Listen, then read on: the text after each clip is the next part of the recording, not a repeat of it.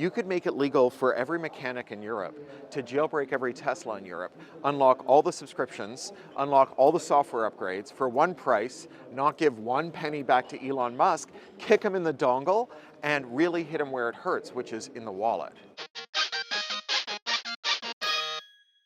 Die CT und heise ist auf dem 39C3 und bei mir ist Cory Doctorow, mit dem ich über Enshittification sprechen möchte, also den Verfall von Plattformen, sozialen Medien, von Produkten, der auch unsere digitale Welt sehr stark betrifft. Und Cory hat eine Menge Meinung dazu, allerdings hat er eine Menge englische Meinung dazu, deswegen schalten wir jetzt um auf Englisch. Cory, thanks for doing this. My pleasure, thank you. Great to meet you. Yep. So, the Congress this year seems to be a lot about digital independence and digital sovereignty and, you know, clawing back your data and your life from American tech industry because of the political events, obviously, but also because many of these products have not gotten better over the last year. So you have a term for that? Yeah. And would you like to tell us something about that term, how you came to it and what's behind it? Well, I work for an NGO, the Electronic Frontier Foundation. I used to be their European director, and I've been there now, I'm about to go in my 25th year.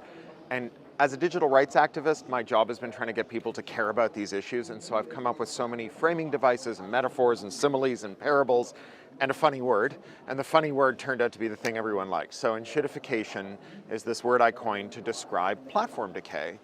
That's when a platform starts off by being good to its end users, locking those users in, and then once they're locked in stage 2, it makes things worse for those users. It knows they can't leave because they're locked in. It brings in business customers by taking value from end users and giving them to businesses. Then it locks the businesses in, and then it takes the value from those businesses too, and it divides it among the shareholders and executives of the company and turns into a pile of shit. And that's enshittification. And in another interview you said that one of the key points to make the term stick was allowing people to curse, to say Yeah, the words. minor license to vulgarity turns out to be the secret sauce of getting people to engage with complex technical issues. And there has been an initiative here on Congress that also appeals kind of to a lower instinct of people. The Digital Independence Day gives people bragging rights for removing themselves from US services and clawing and getting back their data. So do you think it's like a key to appeal to one of the lower instincts, to let people brag or curse or something? Or? I guess so. I mean, look, I think independence is a very good goal. I think that it's a mistake to locate the reason we use these platforms with our failure to make wise consumption choices. I think consumption choices, we've been told for 40 years by neoliberals that that's the only way we change things. We vote with our wallets. Yeah. And there's a reason billionaires want you to vote with your wallet, right? There's only like 11 billionaires, so if we voted with ballots, they'd lose every time. But their wallets are so much fatter than ours that they want all political decisions to be decided by consumption. You know, the reason we use these social media platforms is because our friends are there, because there are institutions there that matter to us, and we're all kind of deadlocked. We're holding each other hostage. It's really hard to overcome what economists call the collective action problem of all deciding to go and deciding where to go, and we don't have to. With digital tools, we could design systems that allowed us to leave, say, Facebook and go to something like Mastodon, but still see the messages that our friends posted on Facebook. It's called interoperability, and it's something that the EU could mandate, or they could just allow software developers to like go and fetch the messages that are waiting for you on Facebook and show them to you on Mastodon, and then let you reply to them and put them back on Facebook. The problem is that the Americans insisted that Europe pass a copyright law in 2001, Article 6 of the Copyright Directive, that makes that illegal. So we're really holding ourselves hostage here. This is kind of our policy decision in Europe to allow American companies to lock up European users and to ban European companies from setting them free.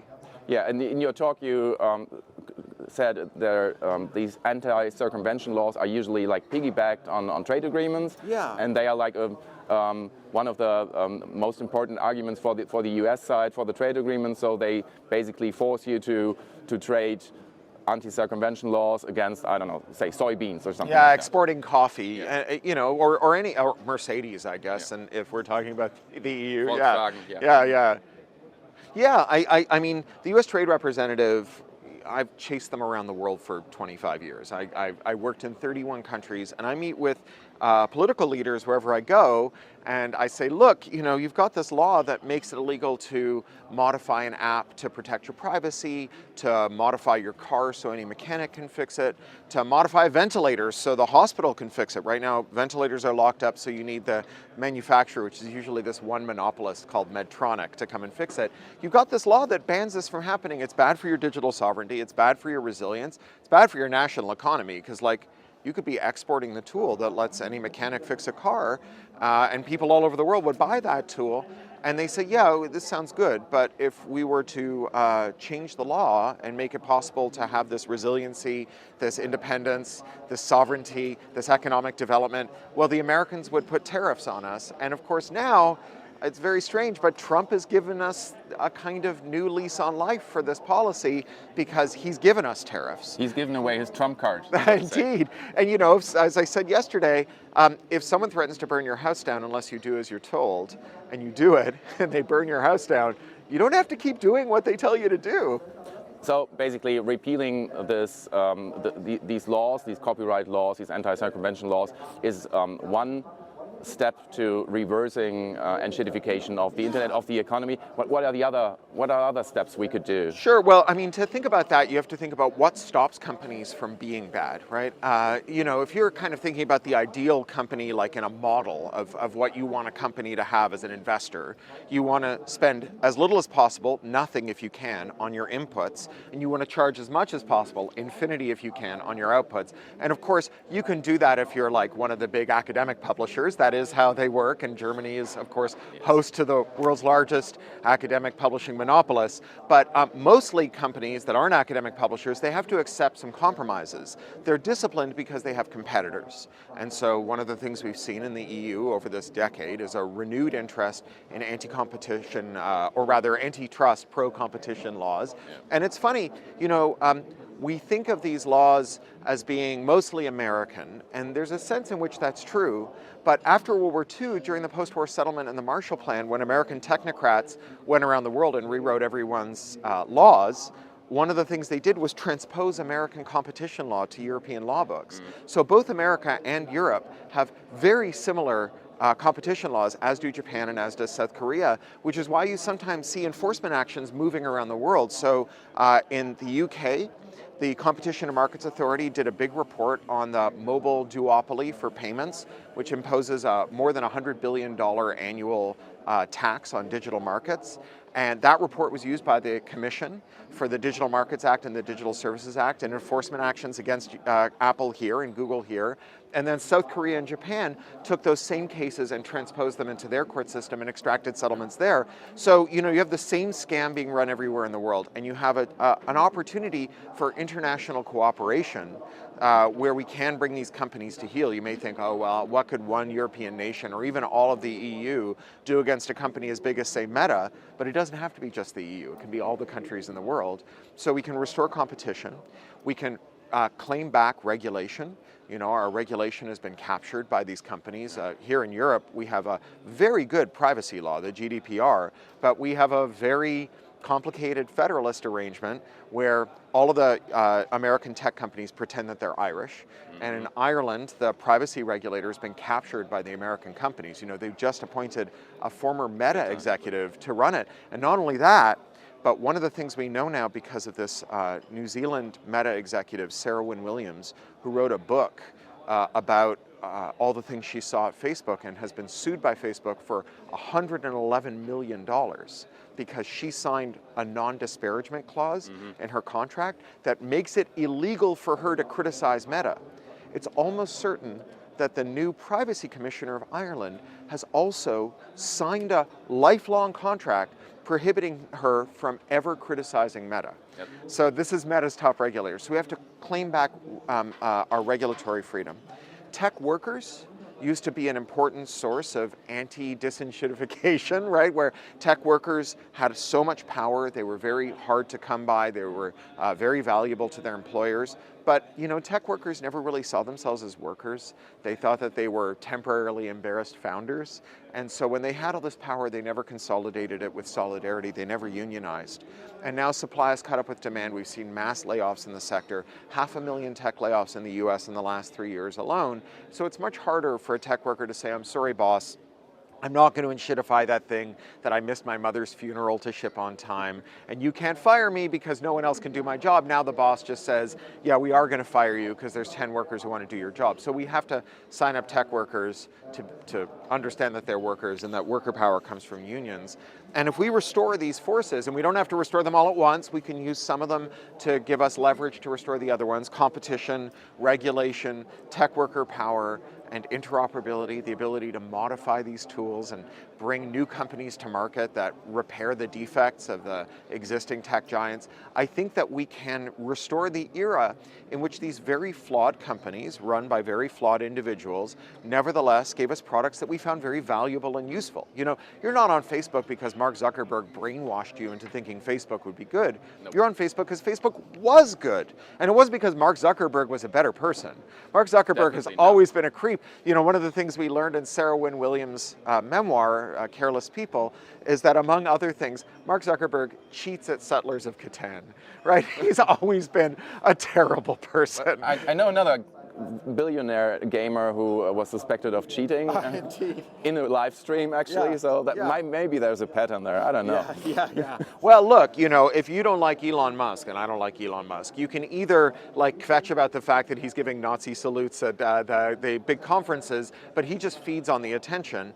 On the other hand, if you repealed anti-circumvention law, you could make it legal for every mechanic in Europe to jailbreak every Tesla in Europe, unlock all the subscriptions, unlock all the software upgrades for one price, not give 1 penny back to Elon Musk, kick him in the dongle, and really hit him where it hurts, which is in the wallet.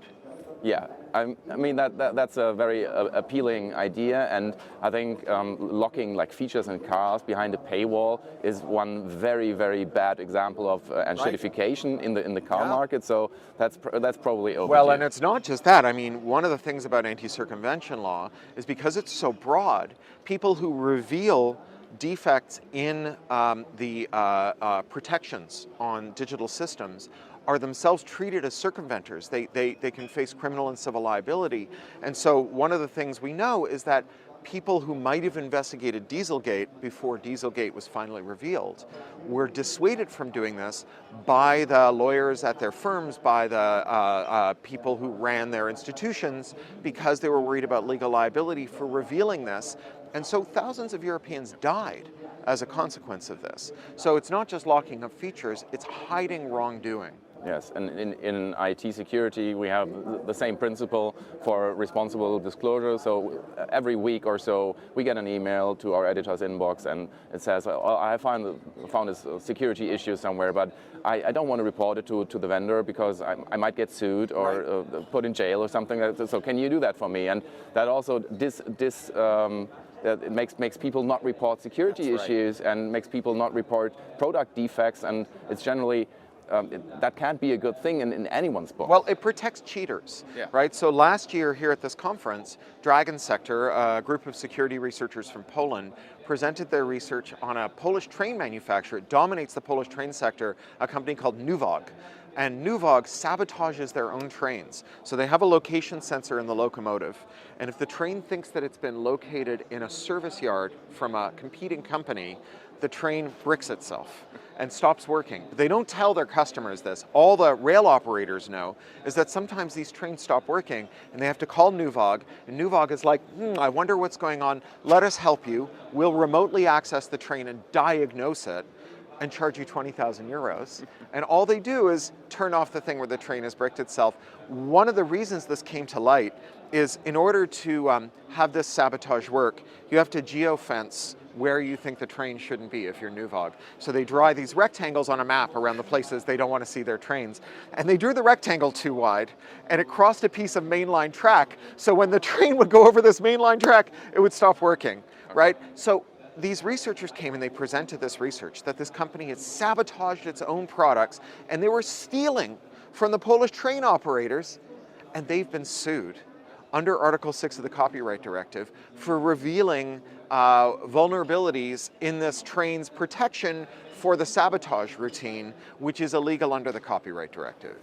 Yeah, so the first order of business for regulators and for governments would be repealing these kinds of laws. Sure, and you know, I don't want to get too technical and the legal weeds here, but a lot of the times when we say, oh, we need to repeal Article 6 of the Copyright Directive or anti-circumvention law, people say, oh, it's an international obligation. It's in the WTO agreement, it's in the WIPO copyright treaties, which come from the United Nations, but it's not true.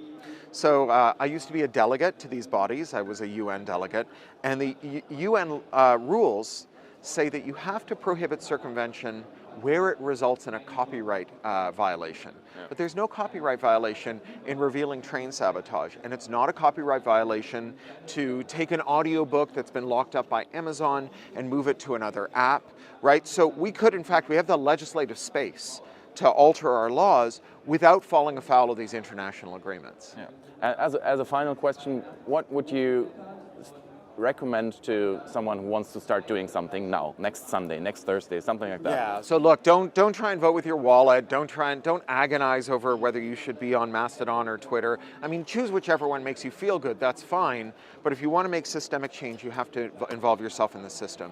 So here in Germany, you have very good digital rights groups that can have lots of ways you can volunteer and you can give them money and you can get involved with their petitions and their demonstrations. You have Netz, you have the Free Software Foundation Europe, FSFE, and my own group, the Electronic Frontier Foundation, which operates here in Germany as well. We have someone in Berlin, and we're all out there helping Germans defend their digital rights, and we have lots of ways that Germans can participate to defend their digital rights, and that's how you change the system, is by working systemically, institutionally.